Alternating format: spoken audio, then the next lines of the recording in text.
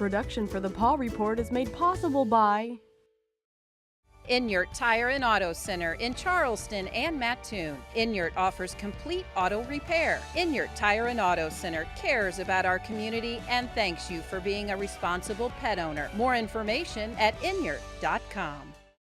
Hello and welcome to this episode of the Paw Report. I'm your host, Kate Pleasant, and I'm talking allergies with Dr. Elizabeth Clyde from Clyde's Animal Clinic in Mattoon. Thanks for coming today. Great to be here. I'm sure we've got some itchy pets out there. I know mine are super itchy right now, and it's usually due to allergies. So can you tell us first what an allergy is for a pet? Okay, first of all, when we think about our allergies and they're harvesting all the soybeans and probably the corn, and if you weren't already itching, eyes, sneezing, coughing, sinus drainage, that's what people tend to experience. Well, in pets, that's very rare. They tend to get itchy skin. So what people will notice that their pets are licking their feet, chewing on their feet, maybe their ears are red or they're just like shaking their head all the time. They can lick like kind of in their inner elbow area, in their flank, on their tummy, around the tail area. So their skin gets itchy, it gets inflamed, and gets the ball rolling. Yeah, and then from there, who knows where it goes. I have a dog that I think has currently chewed almost all the hair off of one paw. And, you know, his skin's all red, and his eyes look a little red around the outside. So I guess they're just itchy. Is that how you would describe it? They do. And allergies in pets are kind of broken down to maybe about 3 classifications. So you have what's called atopy, which is environmental allergies. And that's going to be grass, weeds, trees. Molds are a significant problem in our area. Anything with environment. Could be indoor. We can have molds inside. You can have house dust mites and cigarette smoke, wood burning fireplaces, and even some of the really strong essential oils and different potpourris and all these really nice smelling candles. Sometimes they can bother pets as well. Really? So any of those smelly things in your house might be something to consider? Yes. Huh. Now, so that's one level. Right. And then you can have flea bite allergies. Just like if you were to get a mosquito bite, some people will welt up and get real inflamed and real itchy, and other people are just like, it was just a bug bite. Mm-hmm. Dogs that are very allergic to fleas, they will have an ongoing allergy if they have trouble with that. And then the third group is food, and it's more really a food intolerance, so much more than an allergy. We kind of lump that together. Okay. So if you have a dog right now that has some food intolerance, the fleas are getting worse, and then now we put in the environmental with the grasses and the weeds. It's just like boom, boom, boom, and it just like bam, it really hits them. Is there a way to tell which of those classes that might be bothering the animal? Sometimes it's trial and error. So if your pet was great all spring, summer, and then bam, and we have really seen a huge onsurge of it in the last 3 to 4 weeks. I mean, worse than any seasons we've had in quite some time. So we had a very wet spring, so we know we probably have more outdoor molds. Those are invisible, so you can't see them. Mm-hmm. Grasses and weeds right now are going to be the pollen and the irritant that's there. Though it's been dry, the weeds are going to grow. Weeds always grow. Grass won't grow, but your weeds will grow. Mm-hmm. And then you throw in the harvest, and that just really gets everything stirred up. Mm-hmm. So your pet could have these environmental allergies. You might not live next door to where they're harvesting, but in a 10-mile radius, it's going to get that pollen. Really? It's that far? That far. Okay. So it's like you can have allergy tests done that actually either the intradermal, like what people have, there are some blood tests, some are better than others. And if you find out, okay, this is what they're allergic to, they can go through desensitization or like allergy shots like what people have. But say your dog only has 3 weeks out of the year, maybe 4 weeks, do you really need to go, to that far, extent? Right. So maybe not. I think the allergy testing and shots are for the dogs that it's just like day in, day out, they're miserable. Mm-hmm. All the time. Mm-hmm. Always itching or licking or biting or something. What happens is when they start chewing, and then they can get their skin infected. And so then they're going to need to be on antibiotics to get that secondary problem taken care of. And then just a matter as far as, we have to treat some of the symptoms. So like you had shared that your dog had chewed that spot. Well, we got to get them to stop chewing, because if it's not already Right. infected, it's will gonna be. it's gonna be right. And he's miserable and keeping you up So all are we. night. Yeah, exactly. It always seems like you're laying in bed and they're licking or chewing. You're like, quit. That's exactly it. So to have us not be crazy. So prednisone or some of the steroids are a quick fix, but we don't want to use those long term because they can have significant side effects. Just like people. Just like in people. So if they have immune problems or heart problems, we try to avoid prednisone altogether. And of course, we start them on a dose and taper it down, just like if people have ever taken prednisone, that's what you have to do. Now, and it works great, and then when you stop it, here comes the itching back. Then we need to dig a little deeper into that. So if it's the seasonal, dogs can take antihistamines. There's certain ones that are safe for pets. That can sure help with it. Now, it isn't going to make it all go away, Right. but often it will allow them to have less of a dose of prednisone, so that's safer, okay? That makes sense. And then fatty acid supplements are very good at decreasing inflammation. So they're a natural anti-inflammatory. They're going to, help with the skin. They're going to give the skin a better barrier. So when that chewing and licking is going on, it's going to be stronger, maybe against that. And then when they're constantly licking, it'd be like us constantly kind of washing our hands. You're removing more skin cells. Right. Now, people, like fish oil and that, isn't quite the same as some of the pet fatty acid supplements. So the ratio of omega-6s to omega-3s are a little bit different. And there are actually some omega-6 fatty acids that can make it worse. So that's something they need to, talk with their veterinarian. Some work better, some brands work better than others. But if your dog has allergy problems and mild here and there, to be on a fatty acid supplement will help. Interesting. So And is that something you get at your big box stores, or you should get through your veterinarian? I would check with their veterinarian because they usually have animal specific, ones. And, like some off brands maybe aren't going to be as pure or have the same milligram strength.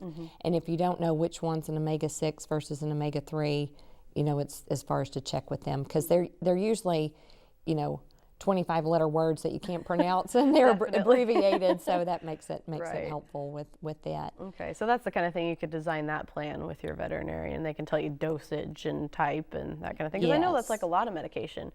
Dogs can take, certain antihistamines and things like you mentioned, but you don't want to give them people medication most of the time. Right, and you have to be so careful, because a dog dose in those things is not going to be the same as people.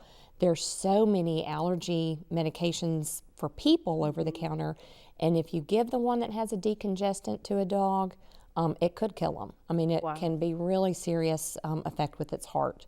So we have to be very, very careful with that. So don't just run out and give them your cold medicine or anything like that. You want to talk to them, and it's surprising sometimes more of the dosage or less of the doses than they would need compared to and that makes a sense. person. Like you said, you check with the veterinarian. That's why we would get to know that. So Right.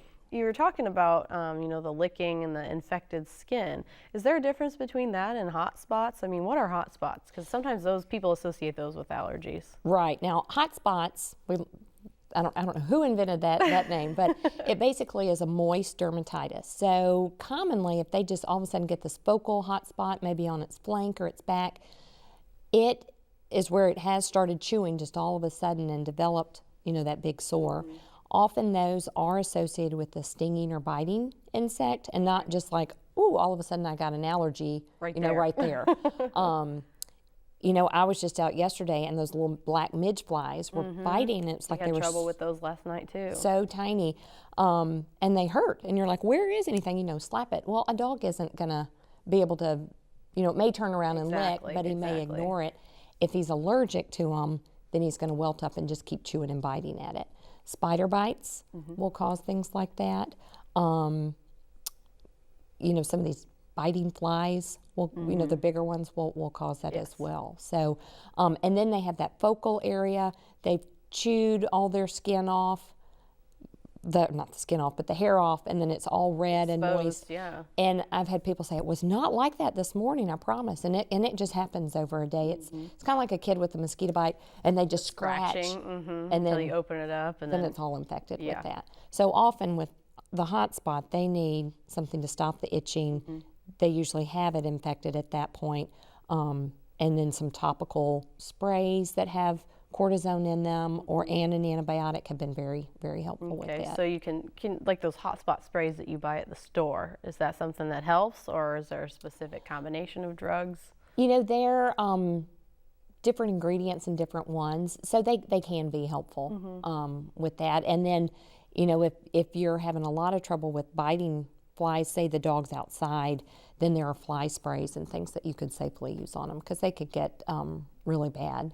The dogs that get fly bite or fly strike on their ears, where it actually eats into the skin, and that's a problem for dogs that spend a lot of time outdoors with that. So that's something, again, you'd probably want to check with your veterinarian before you went out and started spraying things on your dog. Yeah, some things are more safe than others. Now, if you have a dog that is allergic to flea bites, they're actually allergic to the saliva of the flea. So the flea jumps on them, within virtually seconds, the flea's going for a blood meal. Right. So then it leaves behind the saliva, and in the flea's lifetime on the pet, it's going to bite that pet 400 times. Someone did a study and actually found that out. So bite. One flea? One flea can do that in its lifetime on the pet. So if your dog's really allergic to a flea bite, just everywhere it's been, it could have, you know, little sores, and they will chew their hair off. In dogs, it tends to be around the tail head, the back legs. You can search sometimes looking for a flea. People may not find a flea, but if you're having those symptoms, that flea's gone, but it left behind that itchy saliva for like 5 days, it can cause that inflammation. So there are different flea products out there. Some work fast and some take 24 to 48 hours. So if your dog is allergic to flea bites, you're going to want to be on the one that starts killing the fleas in like 30 minutes. Okay. Because then it doesn't have to wait, you know, 24 hours or having 400 bites. We've gotten that before. Because I've even heard people saying this season they've had to treat their dogs just a little bit earlier, like a week earlier, with their flea treatments and things, because they're starting to see fleas. There have been some issues with some of our medications that have been out for a while, and if they kind of used them here and there, we're looking at like intolerance. Sure, almost like a buildup. Like a resistance Right. with it, and I know they just aren't working like they used to, and thankfully there are new products that have come out that kind of help fill that gap. Other people have been using them, working great, and so they haven't had to switch. But if you're just like, okay, this isn't working. Seeing fleas on my animal. Right. Maybe you need to switch at this point. Talk to them, and it's just like, I think fleas mutate, that cockroaches will all be left. Probably. I mean, if you think about it, Nuclear. everything must. So they probably grew tolerant to some of the chemicals and some of those things. But that's something you should also be doing year round, right? To avoid the flea bites and then the allergies that come with it. You should be treating your pet for fleas all the time, right? We don't stop in winter. Yes, and you know, we just keep having warmer and warmer winters, so it is an issue. And the medicine, like if you had a horrible flea outbreak right now, you start them, those fleas lay 25 to 50 eggs every day. I had an exterminator tell me that one time. Yes, so then you have all these backlog of eggs that then have to hatch to become an adult for then the medicine, you know, to kill them. So it's not like one dose and your flea problem is instantly gone. It can take a couple of months. And then, you know, December has been off and on warm. The fleas will gladly live in your house all winter long. I'm sure they would. They think it's Anything Florida. that's warm and great, so they would move in, spiders and all that. So. Right. So how do you, say an animal comes in, you know, I bring my itchy dog in and I say, he's itchy. What is your procedure like when someone comes in with an itchy dog? Well, we're going to look first, where is it itchy? Because that can tell us a lot about it. So if it has scratching at the face, around the muzzle, can go along with more food allergies. Ears and rears sometimes will be associated with food allergies. Licking their feet can be food allergies on top of environmental. But say if it's more like in this upper leg and in the flank, maybe doing its feet too, that typically goes towards environmental. And not every dog read the book and is going to statistically have, those ones. So we kind of have to, talk about that. When did it start? Has it always kind of been off and on a little bit, and then all of a sudden now it's big? And we, with the food problems, that is something that a lot of people that's kind of a hard convincing factor. Sure. And I think they had a study saying that most allergic or food intolerance dogs had eaten what they were allergic to for an average of 4 years. Oh, wow. And then it just builds up. Okay. So it's not like, I fed him this and he immediately started Right. itching. Well, it's like people sometimes with, lactose. They'll eat it their whole lives, and then all of a sudden one day they can't handle lactose anymore. So maybe it's the similar with animals. And probably the number one intolerance that we see is wheat. Really? And, and that's all the rage now, gluten-free, everything. But it is an inflammatory allergen. And they don't always have to have vomiting or GI diarrhea with that. It can just make them itch. And not too many pet foods have wheat in them. They're getting more and more like some of these NutriBites and different things that are in them. But almost all the random pet treats are wheat. The first ingredient might be wheat. So we'll do an elimination to be like, okay, let's not do wheat, dairy. And it used to be beef was high, but beef isn't in much pet food anymore, so chicken is going to catch up with Right. that. And then, just try to avoid that in treats before we say, okay, we got to change food or do things.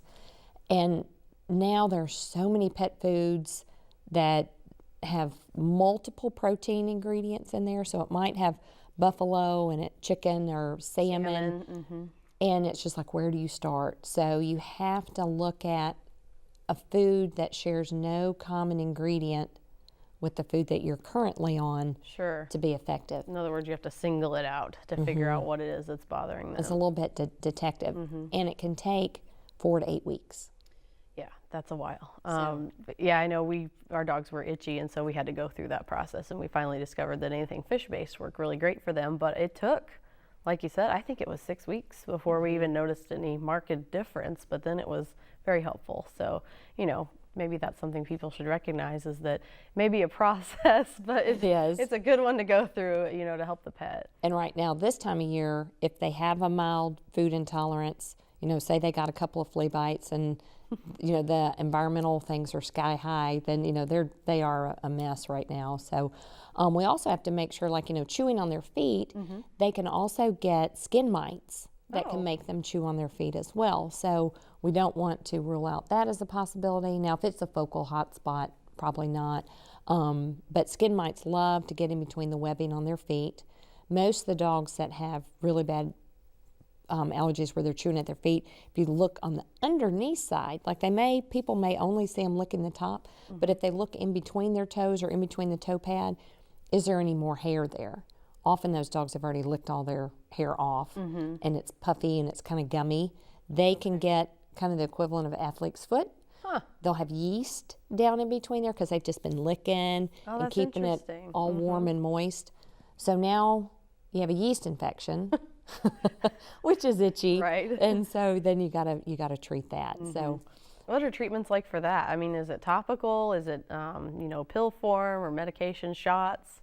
There are wipes, medicated wipes that have miconazole in there, which is really great at treating yeast infections, that you can wipe their feet, even just soaking them to rinse off pollens and to get that kind of dried out, and then treating the yeast. And then again, it wouldn't have a yeast infection if it didn't have allergies. So we gotta, go back. Let's address the allergies. And people get sometimes just like, is this ever going to end, with ear infections? So the dogs that have chronic ear infections, they wouldn't have those ear infections if they didn't have allergies. So we have to take several steps back. All right, let's get the allergy under control. Let's find out what it's allergic to or what its triggers are, and then that'll minimize the ear infections too. What are some common treatments for allergies? We mentioned prednisone, but what other ways do we treat, all the different kinds of allergies? So with the foods, that has to be avoidance. With the fleas, we're going to control the fleas. So the other allergy, as far as just the environmental, cyclosporins, or a drug called Atopica, which is labeled for dogs and cats, is works probably better than prednisone, much safer, and it stops the body's reaction to that allergen. So, and then that again is a tapering dose where dogs can be on that, so it doesn't have to take prednisone. Then the antihistamines are helpful. The fatty acid supplements are helpful, and a lot of the allergy foods have extra fatty acids in there too. So gearing towards that. Shampooing the dog is. Yeah, this is my next question. Can we do something at home? Do we need to wash them or wipe them or? Shampooing can be very beneficial because they're just going to pick up those pollens and carry them around with them, kind of like the Peanuts character. Yeah, that pigpen that always had all the dust around them. So, I mean, that in itself, you don't want to use a real harsh drying shampoo. We had a dog that he was allergic to oatmeal, and if he used oatmeal shampoo, the dog would break out more. But just even, there are hypoallergenic dog shampoos, and there are dog shampoos that kill yeast and kill bacteria in them too. So that condition the skin. So there are leave-on conditioners, leave-on sprays that you can do for them to help soothe their skin, because it usually is either really oily and flaky or it's just dry. So like in the winter we get dry skin and it itches, so anything we can do to moisturize to help that skin barrier. Yeah, I guess that makes sense because you don't really lotion a dog per se, not like your children or yourself. You can't just slather on some lotion on a dog because it doesn't get down to the skin. So shampooing would be a good option for that. And in between shampoo, some of the sprays, like the leave-on conditioner sprays, are ones that have fat. There's actually a fatty acid skin spray. Oh, okay. That can be helpful for them too. So we'd be wiping their feet or anything when they come in during high allergy seasons? Does that help? That does help. Even like a little mini foot bath. So you could just dunk their feet in there, dry them off. That's great if you can do that, or using those wipes that can kill things too. And are those wipes something you can pick up at your common, pet supply stores, or do you usually have to get them from your veterinarian? There's going to be different strengths. So most veterinary clinics have the wipes. You can even take the shampoo that has miconazole in it and make some at home with the shampoo and water and like a paper towel and do that. Okay. That's really easy, but a lot of times people like the convenience. It's already, it's kind Already of like done. in there like a little Stridex pad, and, Yeah. and that's helpful as well. Okay, well So, that's good to know. Is there anything else, we have about a minute left, that you want to talk about allergies before we go? Anything else people need to know? Like at what point should we be calling? well, if it's a young dog that's having allergies and under 2, most commonly at that age it is maybe a food related, and then of course the season's going to trigger that. But if they're itching, they're not wanting to eat, they need to go in and see their veterinarian before it does get worse. As far as with all that histamine reaction, we've had dogs so severe that it's affecting even their stomach and not wanting to eat, because we have a lot of histamine receptors in the stomach. So they just were so crazy with their allergies that it started making them vomit. That's never good. No. So I guess if you notice anything or if they're just driving you nuts, maybe you should call your veterinarian. But Dr. Elizabeth Clyde from Clyde's Animal Clinic in Mattoon, thanks for coming in and talking to us all about allergies. Hopefully we can all get rid of those itchy pets now. Did you know full episodes of The Paw Report are on YouTube? They can be accessed at www.youtube.com/WEIUTV. Then just go to the Paw Report playlist and select the episode you want to see. More information about the show is also available 24/7 on our website at weiu.net under the Television tab. Have a video or photo of your pet doing something funny or absolutely adorable? We'd love to share it with our viewers here at the Paw Report. Email it to weiu@weiu.net and you can see it on our show. Just make sure it's video taken by you or that you have permission to share it. For more information about how to get that video or photo to us, email or call 217-581-5956. Production for The Paw Report is made possible by Inyart Tire and Auto Center in Charleston and Mattoon. Inyart offers complete auto repair. Inyart Tire and Auto Center cares about our community and thanks you for being a responsible pet owner. More information at inyart.com.